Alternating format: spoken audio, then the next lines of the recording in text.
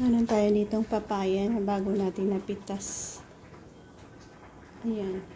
Gulay ang ating gagawin dyan.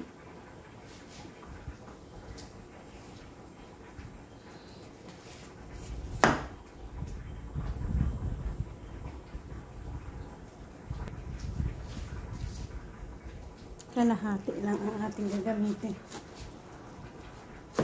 Dahil marami yan mga iba't ibang i-add natin. So, ganyan siya. Gulay na papaya.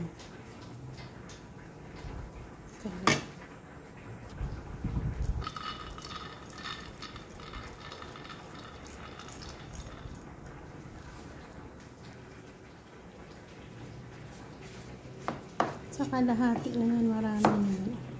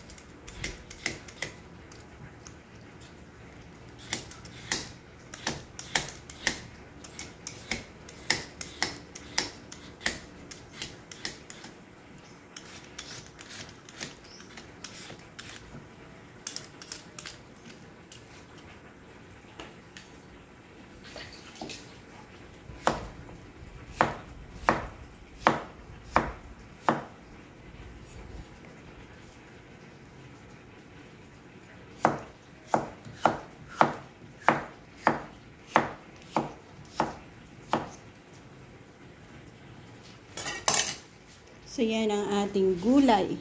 May iba't ibang sangkap yan. Pakita na rin natin sa inyo. Kalabasa, malunggay, saluyot, long beans, okra. So, yan ang ating gagawing recipe, ang mga mixed gulay-gulay. Doon natin yan ipopost sa ating Cynthia's Life and Cooking. So, thank you guys and God bless.